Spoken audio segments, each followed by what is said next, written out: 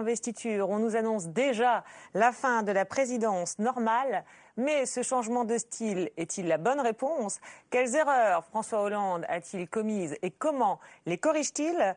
Pour répondre à ces questions et pour déshabiller en tout bien, tout honneur, l'ex-président normal, avec nous 4 invités, Jean-Louis Missika, sociologue, spécialiste de la communication et plutôt proche de la gauche, puisque vous êtes adjoint au maire PS de Paris, Bertrand Delanoë, Thierry Sausset, communicant et spécialiste en communication, vous aussi, mais proche de Nicolas Sarkozy. Dans votre dernier livre, Sarkozy, de l'échec au comeback, vous analysez la campagne, en évoquant aussi, bien sûr, la stratégie de François Hollande. On verra comment vous analysez ces changements. Laurent Binet, écrivain, nous rejoindra dans quelques instants. Donc, il est auteur de ce livre. Rien ne se passe comme prévu. Il a suivi la campagne de François Hollande et il nous donnera sa vision sur son changement de style. Et enfin, Sébastien Boller, docteur en neurobiologie, spécialiste de la gestuelle, des gestes qui, en matière de communication politique, comptent beaucoup, notamment quand il faut annoncer des mauvaises nouvelles, réagir à des sondages en baisse. Dans ce contexte, le président et son Premier ministre ont accepté d'être suivis par une caméra de France 2. Questions et réponses sur une relation pas toujours facile à mettre en scène dans le cadre de la Ve République. François Hollande et Jean-Marc Ayrault ont 2 rendez-vous fixes par semaine, mais ils s'appellent quotidiennement. Ce jour-là, avant le Conseil des ministres, il s'agit de faire le tour des dossiers d'actualité. Là, on est vraiment dans la dernière phase des arbitrages. Donc ce matin, il y a une présentation générale par les ministres. Qui est le plus dur, qui est le plus tenace quand vous voyez, vous, en privé avec François Hollande? Ça dépend. L'un ou l'autre, ça dépend des sujets. Moi, j'ai des convictions sur des sujets importants et je les défends. Que le Premier ministre ait parfois la bonne proposition, oui, ça arrive souvent. Mais c'est le président qui a le dernier mot. Il n'arrive jamais que des ministres vous appellent directement? Ça peut arriver, et à ce moment-là, je les renvoie vers le Premier ministre. C'est un standard qui, finalement, a un rappel qui va vers le Premier ministre. François Hollande veut donc rééquilibrer le couple exécutif. À l'Élysée, la définition du cap, à Matignon, la mise en œuvre. Mais si le président a un mandat clair de 5 ans, celui du Premier ministre est plus aléatoire. Son prédécesseur est resté 5 ans. Est-ce que ça s'est bien terminé? Lionel Jospin était resté 5 ans aussi. Oui, est-ce que ça s'est bien terminé? Personne ne peut dire qu'il y a une loi. Alors, c'est incroyable, parce qu'on a l'impression que par la télé interposée, voilà, il dit à son Premier ministre, prépare-toi à partir dans pas trop longtemps. Alors, question, est-ce fait exprès?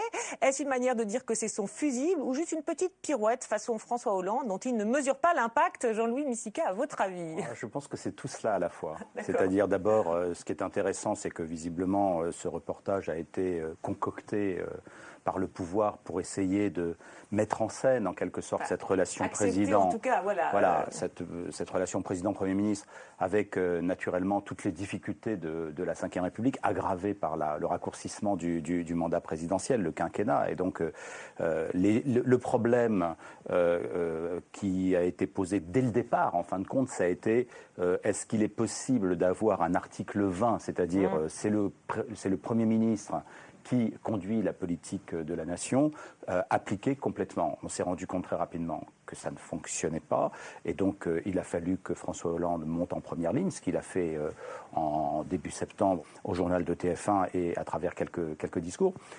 Voilà, et donc qu'est-ce qu'il fait dans ces quelques phrases? Il fait du François Hollande, c'est-à-dire qu'il dit quelque chose de très sérieux et très important, à savoir que la probabilité qu'il garde son Premier ministre pendant 5 ans est faible.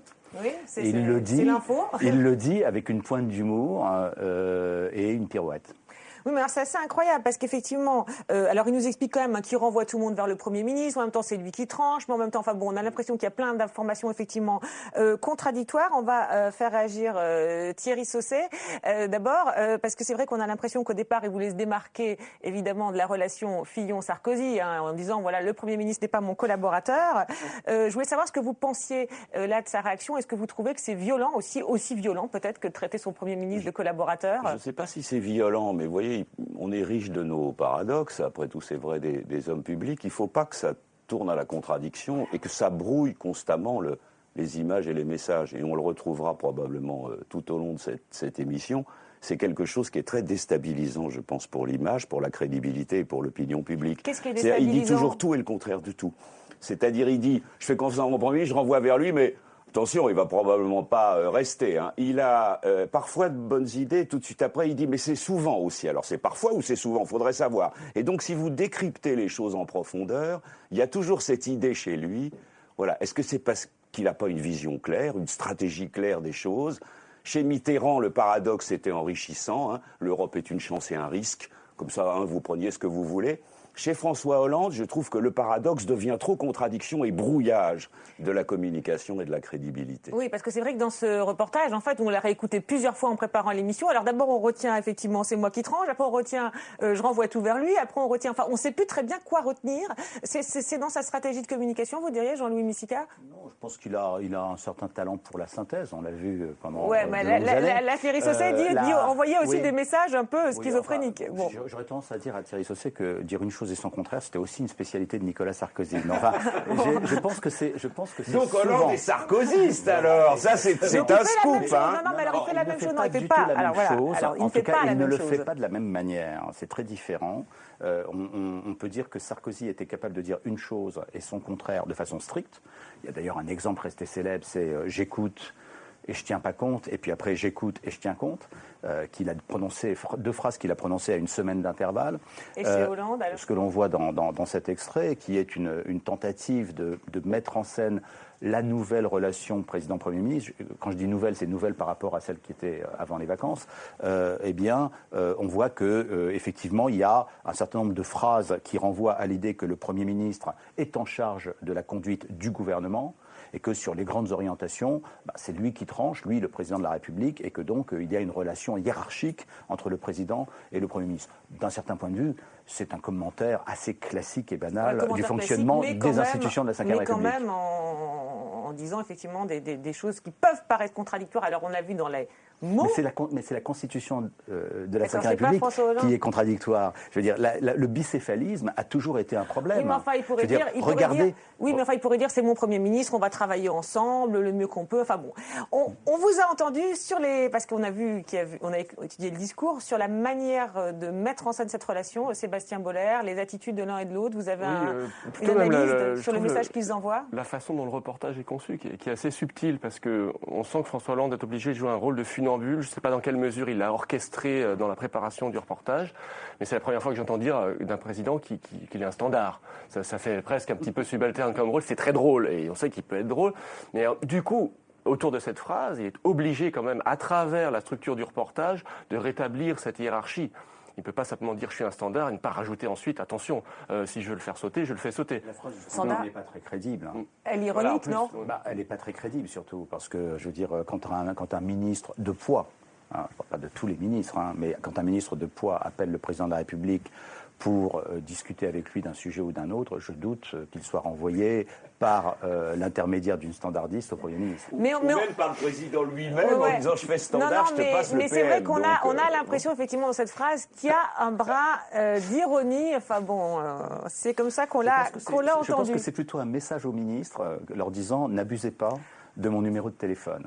Ah d'accord, ok. Donc France 2 sert aussi à faire passer les messages aux ministres. Voilà. Ça a servi aussi à faire passer un message c'est vrai au Premier ministre. C'est vrai que les ministres n'ont pas été très obéissants depuis le début de la mandature, hein, puisque derrière le partage des rôles, il y a aussi la question de l'autorité. Les deux, pour le coup, François Hollande et Jean-Marc Ayrault, ont été suspectés d'en manquer, notamment lorsque des désaccords entre plusieurs ministres ont été étalés sur la place publique et dans les médias. Je ne les rappelle pas tous, hein, mais il y a eu le nucléaire, le gaz de schiste, la Banque publique d'investissement. Alors comment le président et le Premier ministre ont-ils géré comment ont-ils cherché à rétablir leur autorité? On commence par Jean-Marc Ayrault. Les Français sont souvent mécontents quand ils voient qu'au sein d'une équipe, il y a des gens qui se laissent aller à des petites phrases ou des petits commentaires et qui donnent l'impression d'une division. Donc ça suffit. Vous parlez de Arnaud Montebourg. Ça vaut pour tout le monde. Et vous savez, il y a une règle qui a été fixée dès le départ pour tous les membres du gouvernement. C'est que la discussion a lieu au sein du Conseil des ministres. Là, la discussion est libre. Chacun doit apporter sa contribution. Mais ce n'est pas sur la place publique. Et une fois que la décision est prise, elle doit être exécutée, doit être mise en œuvre. Donc c'est un rappel que je fais à chacun. D'ailleurs, je rappelle qu'ils ont chacun d'entre eux signé une charte de déontologie. Donc si ça devait continuer, je dirais que chacun devra prendre ses responsabilités. C'est clair, c'est net. Cela signifie peut-être éventuellement la porte de sortie pour certains s'ils vont trop loin, c'est ça? Écoutez, je crois avoir été suffisamment clair. Voilà, c'est clair, c'est net, ça ne manque pas d'autorité. On écoute maintenant François Hollande. Est-ce que vous avez regretté ces dissonances? Vous savez, des points qu'il y en a toujours dans tous les gouvernements. Je pense qu'il faut les réduire. Et pour les réduire, c'est très simple. Il faut se référer à mes propres engagements. Ce que j'ai dit devant les Français, ça doit être la règle pour l'action gouvernementale. Ça vaut pour la Banque publique d'investissement, elle doit être mise en place très vite. Donc, il n'y a pas de tergiversation, il n'y a pas de débat. C'est par rapport à mes engagements que chacun doit se situer. Maintenant, il y a un gouvernement, sur les 16 ministres pleins, seulement 5 avaient exercé des fonctions gouvernementales, et encore il y a 10 ans. Voilà. Qu'il y ait quelques ajustements, je ne les blâme pas. Mais c'est fini. Le temps, maintenant, doit être à la mobilisation pour chacun et au service des Français. Voilà, hein, c'est fini, pas de tergiversation. Alors dans les mots, c'est une véritable surenchère, un festival de démonstration d'autorité. La question est, sont-ils vraiment comme ça ou est-ce un discours bien calé pour répondre aux critiques et aux questions? Alors tout d'abord, Sébastien Bollard, est-ce qu'ils incarnent les deux l'autorité, vous trouvez? François Hollande, beaucoup plus. Ah bon, pourquoi? Je ne sais pas quelle est l'impression que peuvent avoir les téléspectateurs, mais si on regarde... On a l'impression que vous faisiez des efforts pour être autoritaire. Parce que, bon, c'est vrai que Jean-Marc Ayrault fait avec d'autorité dans son discours. Sa posture n'est pas celle d'un individu autoritaire ou dominant. Sa posture est plus renfrognée. Il ne regarde pas le journaliste dans les yeux. On sait que par des études en psychologie, en laboratoire, que quand on domine l'autre, on le regarde dans les yeux. Et il s'exprime beaucoup de la main gauche, ce qui a aussi été étudié notamment chez les candidats à l'élection américaine, Obama, McCain qui sont gauchers, et Bush et Kerry qui étaient droitiers, ont fait l'objet d'études de ce type-là, qui montraient qu'en fait, un individu qui s'exprime de la main gauche le fait généralement quand il exprime des arguments négatifs. D'accord, et ce qui est étonnant, c'est qu'il dégage moins d'autorité, du coup.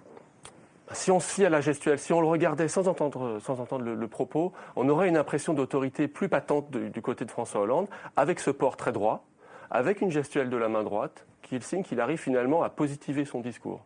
Ça aussi, c'est ce qui ressort des études. Donc je pense qu'à ce niveau-là, il faut aussi prêter attention au non-dit, ce qu'on appelle le langage non-verbal. Jean-Marc Ayrault réussit une belle tirade du point de vue du contenu, mais je crois, bon, évidemment, on est à la radio. On va voir ce que ça donnerait à la télévision. Mais on est à la radio filmée. On est à la radio filmée. Je pense que les politiques n'ont pas encore complètement intégré que quand ils passent à la radio, ils sont filmés et que c'est diffusé comme une vidéo. Voilà.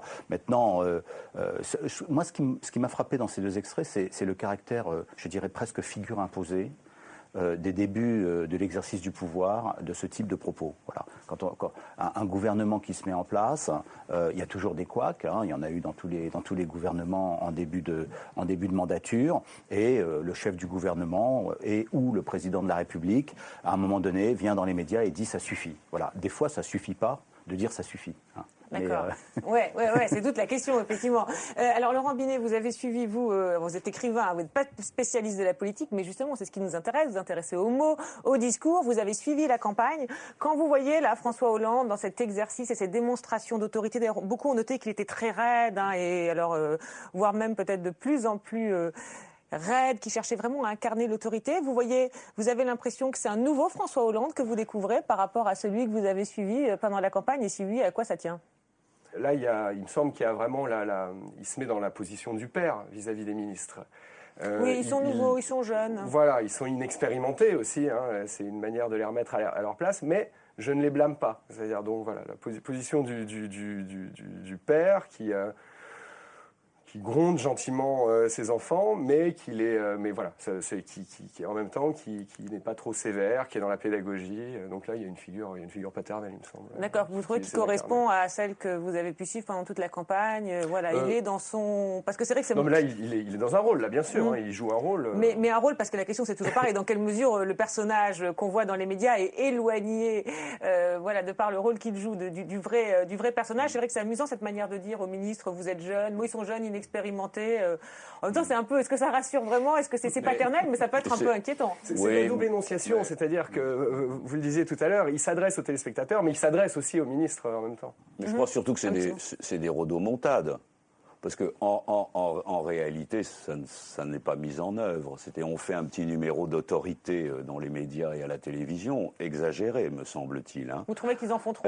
Mais bien entendu, puisqu'après, alors sur les Roms, vous virez Valls ou vous virez Duflot, et ça va continuer comme ça sur d'autres sujets. Donc à un moment donné, ce genre d'images, voilà, on vous les repasse.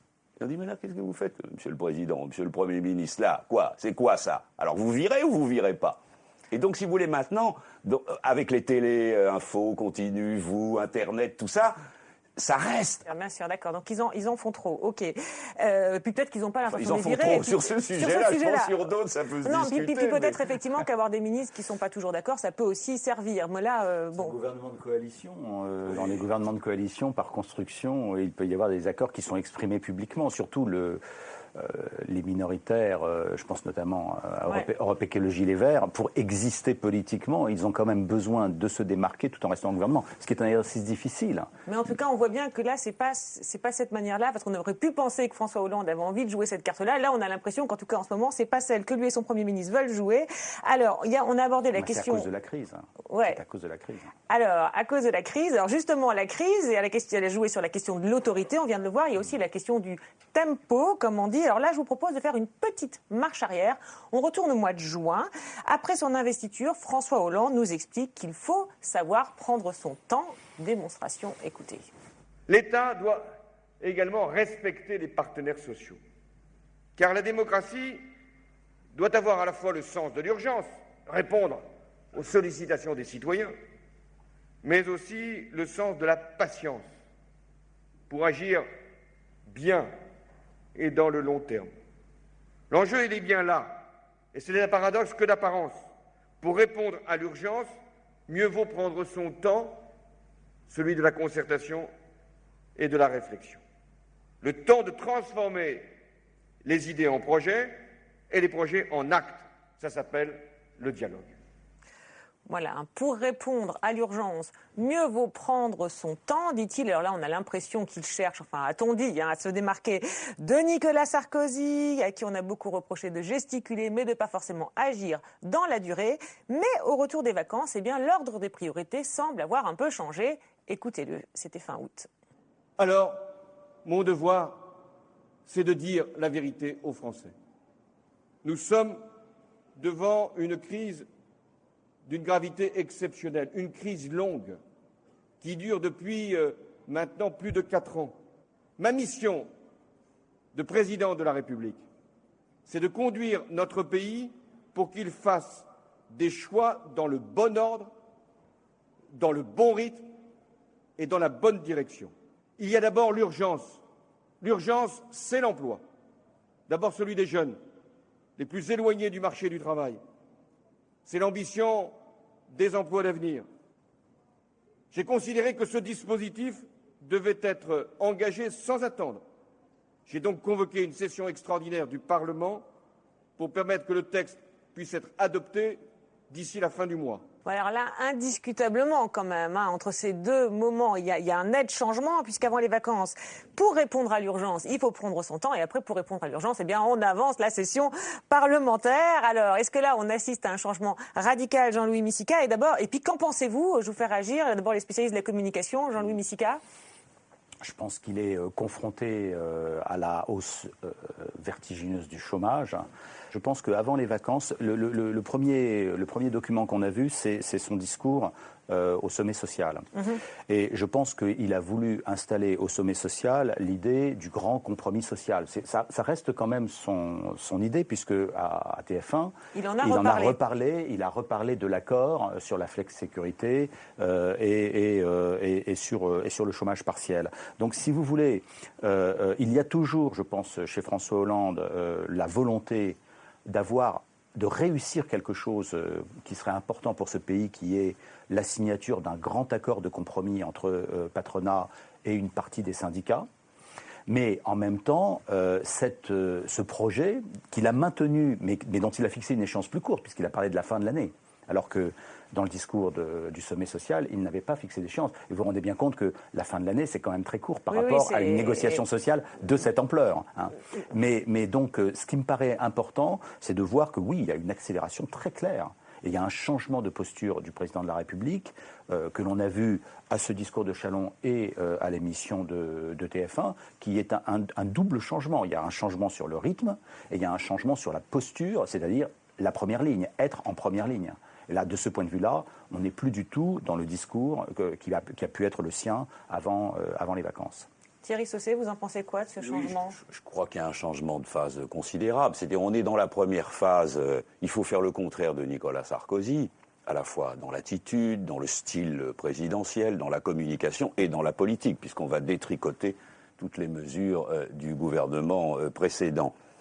Et puis ça ne marche pas. Mais je n'ai jamais pensé, j'en reviens à votre question, qu'on pouvait changer de style présidentiel, de style de présidence. Ce n'est pas seulement une question de personne. C'est que tout va plus vite, tout est plus fort. Et donc l'idée de revenir à Chirac, à Mitterrand, au président arbitre, bouclier, distant, surtout il y a un problème, on ne s'en occupe pas. Le contraire de l'hyperactivité, ça ne marche pas. Et donc Hollande s'en rend compte et il se dit, du coup, on a l'impression que je redeviens Chirac ou Mitterrand, loin des problèmes et loin des Français. Cette fameuse simplicité et proximité qui est son rêve. Et du coup, il est obligé d'accélérer. Et du coup, ça fait évidemment contradiction. D'accord. Alors vous insistez sur ce souci de se démarquer de Nicolas Sarkozy. Oui, ça je crois que c'est assez clair pour tout mais alors, le monde. Nous qui écoutons les mots attentivement, je voulais vous montrer un petit montage parce qu'on a retrouvé des mots dans le discours de François Hollande et de Jean-Marc Ayrault de la rentrée qui nous ont rappelé des mots de Nicolas Sarkozy pendant la campagne. Est-ce un hasard? Regardez d'abord le petit montage. J'ai souvent réfléchi depuis que nous sommes dans la bourrasque de la crise. Et je ne trouve pas d'autre guide à l'action dans ces temps troublés que ces deux mots, vérité et courage. Mon devoir, c'est de dire la vérité aux Français.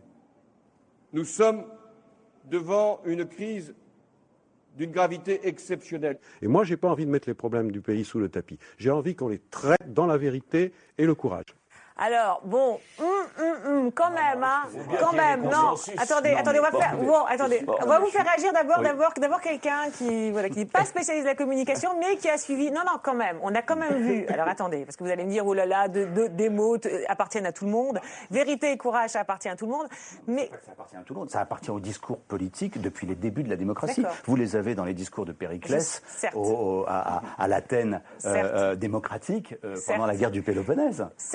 Certes, sans doute, j'allais dire, parce que je n'ai pas vérifié. Mais quand même, Laurent Binet, qui a suivi toute la campagne, est-ce que c'est des mots que vous aviez l'habitude d'entendre, ces mots vérité et courage, dans leur bouche, ou est-ce que parce qu'on a quand même remarqué qu'ils avaient pas mal emprunté à Nicolas Sarkozy, ils avaient fait un peu de triangulation, on l'avait relevé ici même, donc on se posait la question. Laurent Binet. Ça a toujours été, pendant la campagne, ça a toujours été, encore une fois, le positionnement de François Hollande. Hein. Il va falloir quand même s'occuper de la dette, etc. Je dis la vérité aux Français.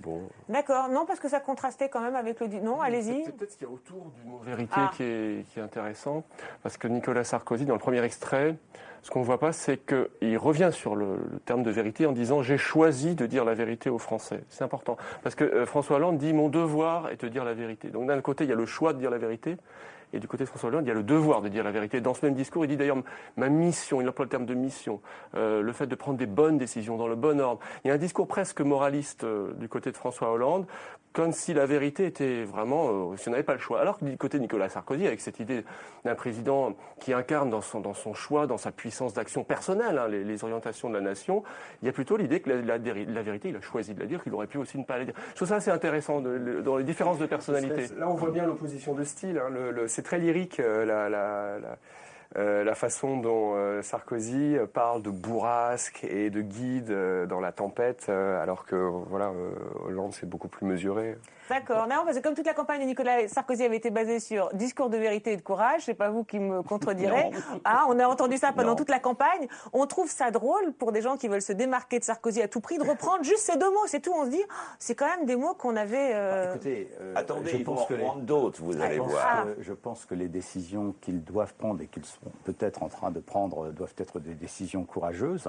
Ce que ça veut dire, courage, ça veut dire que c'est des décisions difficiles, c'est des décisions qui heurtent votre électorat. Ce sont des décisions qui vont demander des efforts aux Français. Donc c'est ça, toute la thématique de la parole politique en période de crise et de crise financière grave et de crise sociale grave avec le chômage est une thématique de l'effort. et donc du courage. Et la notion de vérité est là pour dire je ne vous cache pas la gravité de la situation. Donc de ce point de vue-là, la situation est grosso modo la même avant et après mai 2012. Je parle de la situation économique et sociale de la France. Et le discours des gouvernants, eh bien, il essaye de décrire cette situation. Alors, on a évoqué le changement de discours. Entre ces deux discours d'avant et d'après les vacances, il y a eu toute une parenthèse estivale. Et c'est lors de cet été meurtrier, a-t-on eu l'impression que les problèmes avaient commencé à réellement se poser, notamment des problèmes d'image. Alors, on va faire là aussi un petit retour en arrière. On va continuer. Début août, le président part en vacances dans un style très président normal. Regardez. Arrivé hier soir en TGV en gare de Hier, François Hollande avait encore sa cravate. Le président dit normal joue la carte de la simplicité avec un peu de mal à décompresser. Ce sont des vacances, comme je l'ai dit, normales mais pas ordinaires, car nous sommes dans un contexte qui est très difficile. Il y a encore des turbulences sur les marchés européens, une décision de la Banque Centrale Européenne qui est conforme à ce que nous avions nous-mêmes engagé à la fin du mois de juin, mais qui doit être maintenant mise en œuvre. Et puis nous avons toujours ces difficultés d'emploi, donc ce ne seront pas de vraies vacances, mais en même temps c'est un moment de pause. Merci, c'est très gentil. Vous la rends quand même? Pour François Hollande, pas de sortie musclée en vélo façon Sarkozy, mais un pas tranquille avec madame à la Chirac. On va aller à Bormes-les-Mimosas là.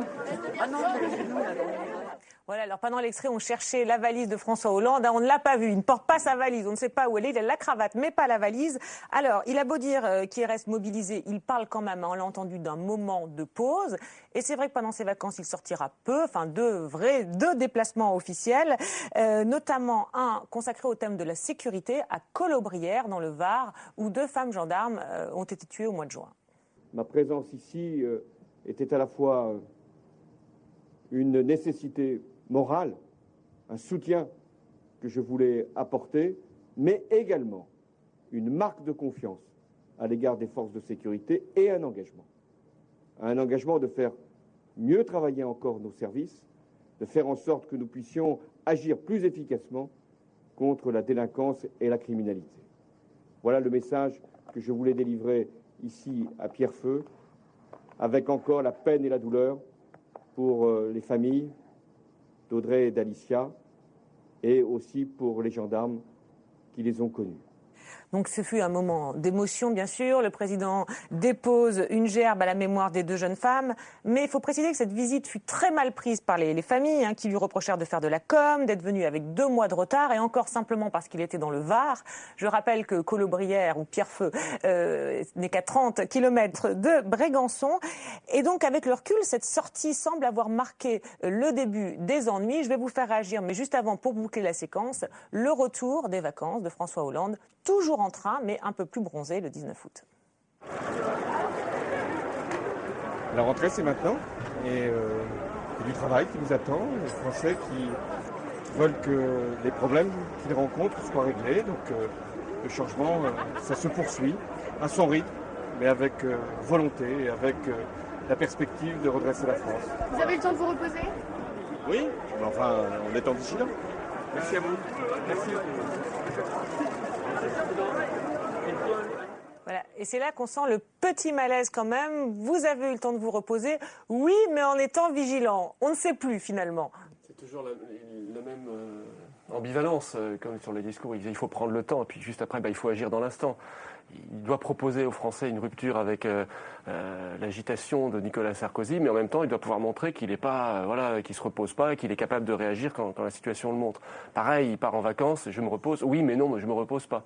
En gros, c'est impossible c'est inconciliable. Mais il est dans une offre communicationnelle. De toute façon, on est en recherche des deux. On veut un président qui soit à la fois différent de Nicolas Sarkozy et qui soit un petit peu pareil. Donc, il se dédouble d'une certaine façon. Et on reçoit cette offre, finalement, on prend un petit peu ce qu'on veut là-dedans, je trouve. Oui, alors, on l'a évoqué tout à l'heure, le discours avec des messages assez contradictoires, parce que là, il dit ce sont des vacances normales, mais pas ordinaires. Il parle de pause, mais en même temps, au retour, la rentrée, c'est maintenant. Oui, un petit mot sur ces messages, Jean-Louis Missika. Moi, ce qui me frappe, c'est que le récit de la présidence Hollande n'a pas commencé véritablement. Je m'explique. Aux vacances ou aujourd'hui? Non, même aujourd'hui. Ah. C'est-à-dire qu'un mandat présidentiel, c'est une histoire qui dure 5 ans. Et donc c'est une histoire avec un récit, une narration. Ce qui se passe avec François Hollande, et ce qui est assez intéressant, peut-être justement, qui éclaire un peu sa personnalité, c'est qu'on sent une sorte d'hésitation. C'est-à-dire que le récit n'a pas encore complètement commencé. On ne sait pas quel type de héros il est, quel type on connaît les problèmes qu'il doit résoudre, on sait les difficultés auxquelles il doit faire face, mais on ne sait pas dans quel ton, dans quelle tonalité, dans quel style. Est-ce qu'on est dans la tragédie? Est-ce qu'on est dans le drame? Quelle est grosso modo l'histoire qui va nous être racontée? Et donc il y a un effet de suspense, de suspension du temps, qu'il va falloir résoudre à un moment donné, parce que cette histoire, elle a déjà commencé, et d'un certain point de vue, s'il n'est pas capable de la maîtriser, ce sont d'autres qui vont la raconter. D'accord, donc vous dites, mais c'est intéressant parce qu'on ait bien compris. Donc en fait là, tout ce qu'on a vu, vous dites, il n'a pas encore choisi de mode narratif dans les vacances. Écoutez, ça se voit après. C'est le message un peu contradictoire, c'est ça, c'est qu'il n'a pas choisi. Oui, je pense qu'il n'a pas choisi, et surtout, de ce point de vue-là, comme il s'est construit dans la campagne comme un anti-modèle, comme un contre-exemple de la posture et de la présidence Sarkozy, effectivement, pendant les premières semaines, les premiers mois, grosso modo, le phénomène de comparaison et justement d'écart par rapport à ce que faisait Nicolas Sarkozy a été ça a été ça son récit de présidence. Oui, d'ailleurs, tout le monde a regardé les images comme ça. Il prend le train, pas Sarkozy. Pas l'avion. Normal, pas Sarkozy, exactement. etc. Mais au fur et à mesure qu'on s'éloigne de la fin de la présidence de Nicolas Sarkozy, ce phénomène comparatif, à moins que Nicolas Sarkozy lui rende l'immense service de revenir dans les médias de telle manière que le récit parallèle puisse se prolonger. Mais sinon, il va falloir qu'il raconte sa propre histoire et non pas une contre-histoire. Alors justement, à propos d'histoire, d'abord un petit mot de l'écrivain. Vous qui avez suivi justement la mise en récit de cette campagne, vous êtes d'accord? Vous avez l'impression aussi que là, ça patine sur l'histoire, même si pour le coup vous la suivez maintenant par médias interposés? Oui, c'est logique. C'est-à-dire, son adversaire a disparu. Du coup, il doit réinitialiser sa position. À mon avis, l'expression clé dans toute la séquence qu'on a entendue, c'est un terme qu'il a employé et que vous avez repris tous les deux fois. C'est mais en même temps. Mais en même temps... Avec Hollande, il y a beaucoup de « mais » en même temps. Ouais. Peut-être, c'est lié spécifiquement à Hollande. De toute façon, c'est lié à une formation d'énarques où on est tout le temps dans un mouvement dialectique, grand 1, mais en même temps grand 2. Et ensuite, c'est vrai que chez Hollande, moi j'ai noté pendant la campagne, cette douleur vraiment à chaque fois à l'idée de s'aliéner une partie de l'opinion. Lui, il aimerait vraiment faire consensus. La synthèse. Ouais. C'est l'homme de la synthèse. Vous pensez, contrairement, pour essayer de trouver des nuances, même s'il y a aussi toujours le « mais » en même temps chez chacun d'entre nous, que là, le problème de cette mise en récit, c'est aussi que lui, et peut-être même pas dans la campagne, il n'a pas encore vraiment choisi, il n'avait pas vraiment choisi. Oui, en même temps, c'est le principe même de la démocratie. On essaie, disons, à partir du moment où on n'est pas dans des positions extrêmement radicales, on est dans une forme de balancement.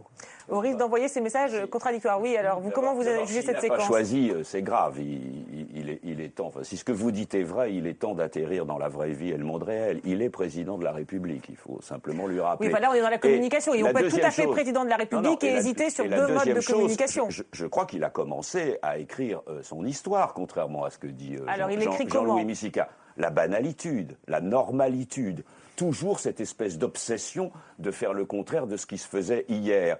Et ça ne peut pas marcher, parce qu'il y a une erreur fondamentale. La proximité attendue par les Français, c'est pas de les singer, c'est pas de se balader en Bermuda dans les rues du Lavandou quand on est président de la République. C'est pas la même simplicité. On a dire que ça, on avait l'habitude. Non, c'est pas la même simplicité que leur vie quotidienne. La proximité attendue par les Français, c'est la proximité par rapport à leurs préoccupations. C'est qu'est-ce que vous faites par rapport aux soucis que j'ai ou aux attentes que j'ai. Et vous verrez que ce sera son Fouquet's à lui. Les vacances, qu'est-ce qui sera? Alors attendez, qu'est-ce qui est son Fouquet's? C'est son feuilleton à lui. À chaque fois qu'il va prendre le train, on dira est-ce que les bagages sont arrivés en Falcon? À chaque fois qu'il fera quelque chose, il ira en voiture à Bruxelles, les Belges diront, ou en train, pardon, les Belges diront et combien de bagnoles sont arrivées pour repartir la nuit. Et donc vous verrez, c'est son Fouquet's à lui. Enfin, pas tout à fait. Ben, vous verrez, ça va lui coller jusqu'à la fin, vous verrez. La normalité et la banalité, ça va lui coller, y compris du fait des médias sur les questions que ça posera à chaque fois, du genre, il vient au train, est-ce que les bagages arrivent en Falcon? Vous verrez que ça va lui coller jusqu'à la fin du quinquennat. Pour revenir au Bermuda, je trouve qu'il cherche... il a arrêté de prendre le train. Il cherche l'équation entre le Bermuda et la cravate, c'est ce qui est intéressant sur ces images. Et il a trouvé le moyen terme qui est la chemise col ouvert. Et donc voilà, est-ce que ça c'est condamnable? Est-ce que ça va lui coller au basque, comme vous le dites? La chemise comme moyen terme entre justement cette espèce de volonté de ressembler au vacancier vraiment dans sa tenue la plus simple et l'austérité de la cravate. Et sur la cravate, par exemple, c'est intéressant parce que quand il ressort du TGV, on voit qu'il a remis la veste, mais qu'il n'a pas encore remis la cravate.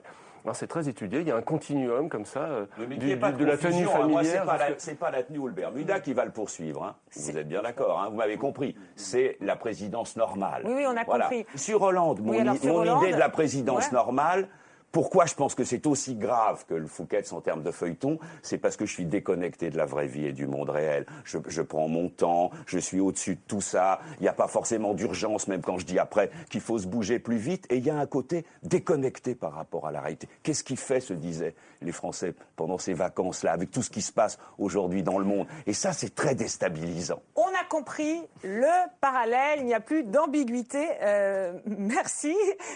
Dernière petite chose concernant la fameuse sortie à Colobrières, parce qu'on a souvent dit que François Hollande était plutôt un beau communicant. Hein. On avait plutôt l'impression qu'il avait bien réussi, même si vous avez soulevé effectivement le problème du entre guillemets storytelling de ses débuts.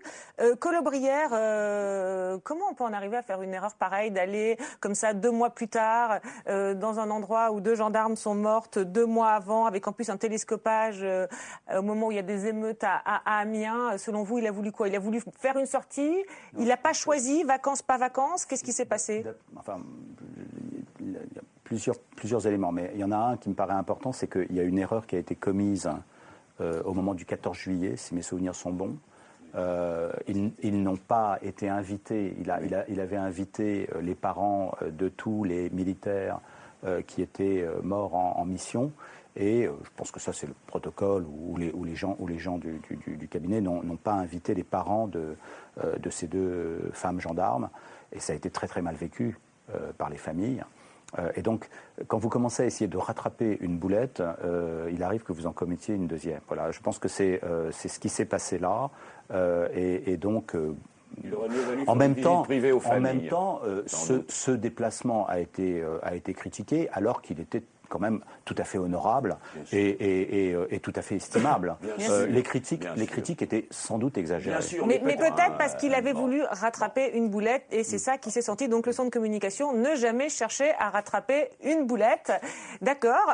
Alors, juste dernier petit mot concernant cette séquence qui était très très riche des vacances. Décidément, il y avait ce fameux mot, parce qu'on avait bien sûr le slogan « Le changement, c'est maintenant ». Il y a le mot « La rentrée, c'est maintenant ». Est-ce que là, ça résonne pas aussi d'une manière un petit peu étrange? Est-ce que c'est pas maladroit ce slogan, Jean-Louis Missica et puis Laurent Binet? Oui, je suis d'accord. Je pense que ça ressemble à un gimmick, ça ressemble à une phrase concoctée par un communicant et c'est jamais très bon.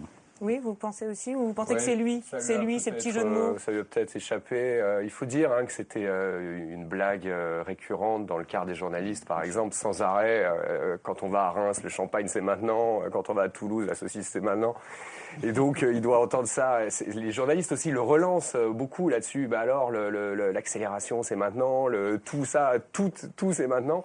Donc, on peut supposer que ça lui a échappé. Ouais. Mais avec un petit télescopage entre effectivement le Hollande qui parle aux journalistes et puis le Hollande vu par tous les Français. D'accord, lors de ce retour des vacances. Alors, pour terminer l'émission... Concernant le discours de vérité et les mauvaises nouvelles, je voulais vous faire réagir à un petit cas de communication qui nous a semblé intéressant en préparant l'émission. Généralement, quand un gouvernement annonce des mauvais chiffres, il cherche à les minimiser. Finalement, c'est pas si grave que ça. Et bien là, on a eu la surprise de voir une stratégie complètement inverse dans le cadre de l'annonce des chiffres du chômage, donc chiffres de juillet donnés, communiqués en septembre. Je vous montre Michel Sapin et Jean-Marc Ayrault. Regardez. C'est pas la peine de s'interroger pour savoir. On est déjà à 3 millions. C'est déjà fait. c'est pas la peine de s'interroger sur 10%. C'est déjà fait. La question, elle est-ce que ça va augmenter encore beaucoup? Oui, ça va encore augmenter. Est-ce qu'à un moment donné, on peut l'inverser? Oui, on peut l'inverser. Vous donnez l'impression que c'est un scoop. Ces chiffres étaient connus la semaine dernière. Je trouve que vous n'êtes pas très attentif. Oui, alors oui. Si vous aviez été un peu attentif, vous auriez vu qu'effectivement, en additionnant les chiffres de métropole et d'outre-mer, les chiffres de 3 millions étaient atteints et que la situation est particulièrement grave. Voilà, vous dites que ça va mal, mais moi je vous dis que ça va encore plus mal que ce que vous dites, même si ça va s'arranger. Les deux communicants, Thierry Sausset... Je pense que c'est bien parce que ça montre au moins sur ce terrain-là qu'on est réaliste. Hein, on ne se paye pas de mots, on ne prend pas de la distance par rapport aux épreuves et en même temps, il y a un petit espoir derrière quand même, ça peut s'inverser. Donc je pense que c'est une bonne communication. Le sujet est d'une gravité exceptionnelle et comme ils savent que la crise va se prolonger, comme donc le chômage va augmenter tout au long de l'année 2012 et une bonne partie de l'année 2013, puisque, en fin de compte, qu'est-ce qu'a dit François Hollande dans son interview à TF1 ? Il a dit « inversion de la courbe du chômage dans un an ». Hein, donc si vous comprenez bien ce que signifie cela, ça veut dire aggravation du chômage de septembre 2012 à septembre 2013. Donc il est clair que vous avez besoin de bien marquer le point de départ et de signaler, de signifier, même mezzo voce, que c'est quand même un héritage. Ah, mais oui, oui. Oui, mais c'est fini à la rentrée, ça marche plus. Bien sûr. Non, mais vous avez parfaitement raison. Attendez, je dis simplement que marquer fortement maintenant, ça va permettre quand même de gérer cette montée progressive du chômage que nous allons connaître dans les mois qui viennent. Bonne stratégie aussi, oui, Laurent Binet. Là, on sent que c'est une course contre la montre parce que c'est vrai que invoquer l'héritage, ça ne pourra pas marcher éternellement. Là, c'est les derniers moments où ils peuvent encore l'invoquer. Et donc, oui, mais cette façon d'utiliser l'imparfait, les chiffres étaient connus, cette idée de ramener ça à une forme d'antériorité. Et s'ils pouvaient dire 3,5 millions, ils le feraient. Maintenant 3,5 millions, parce que comme ça, voilà, demain, on pourra minimiser. Ce sera peut-être 3,5 millions aussi, ce sera peut-être un peu moins. Mais s'ils pouvaient gonfler maintenant les chiffres du chômage, ils le feraient, en fait. Un dernier petit mot. La pédagogie de Michel Sapin est efficace, très efficace. Je ne sais pas si vous vous en rendez compte. Il commence par dire, est-ce que ça va continuer à monter beaucoup ? Oui. Donc on se dit, c'est quelqu'un qui dit la vérité. Et ce qui vient derrière, est-ce qu'on va l'inverser ? Oui. Donc, on a confiance. C'est quelqu'un qui dit la vérité et il dit qu'on va l'inverser. C'est très efficace. Donc je crois que là, et en même temps, il atteint un autre deuxième objectif, c'est qu'en disant est-ce que ça va monter beaucoup, on a l'impression qu'il observe un phénomène sur lequel on n'a pas pris, qui est un phénomène systémique, et que donc personne n'est responsable de ça, mais que malgré tout, on a une solution. Je trouve ça assez magistral. Bon, eh bien, belle unanimité. Merci. Alors, je précise, les gestes, il y a les gestes des politiques, mais il y a aussi les gestes, nos gestes à nous tous. Voilà, donc un petit décryptage par Sébastien Boller. Quand vos gestes parlent pour vous, voilà, beaucoup d'auteurs. Donc, et je rappelle les autres. Donc, Laurent Binet, rien ne se passe comme prévu. Et Nicolas Sarkozy, de l'échec au comeback. Voilà, on a l'impression d'être dans une émission littéraire, mais pas du tout. Merci à tous les quatre. Merci à Marie Lebon et à Arthur Dio qui se sont levés tôt pour m'aider à préparer cette émission. Merci à Alice Hervé qui s'est couchée tard pour la montée. On se retrouve la semaine prochaine à l'antenne et tous les jours sur le site de Public Sénat pour voir et revoir tous les déshabillons-les. De la même façon que je vous dis que le Fouquet, c'était pas les riches. On l'a retrouvé après, c'était mon bon plaisir. C'était je vous merde, j'en fais qu'à ma tête. C'était ça qui était. Et lui, voilà, c'est ça. En fait, la vérité, c'est qu'on peut pas être un président normal dans une période qui ne l'est pas non plus. Mais le problème des la vérité, c'est qu'il part sur une équivoque qu'il n'arrivera pas à gérer. Voilà, c'est tout. La Grande-Bretagne et la France, sur la base du rapport établi par les experts, ont décidé aujourd'hui de relier leurs deux pays par un double tunnel sous la Manche. Depuis 1994, le tunnel sous la Manche a enregistré 300 millions de passagers, en train, en voiture ou en camion. Le tunnel a-t-il atteint ses objectifs ? Réponse dans Attention Grands Travaux, demain à 22h30 sur Public Sénat.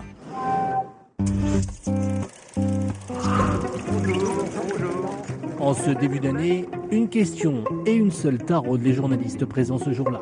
Est-ce que vous allez vous marier avec Carla Bruni et quand ?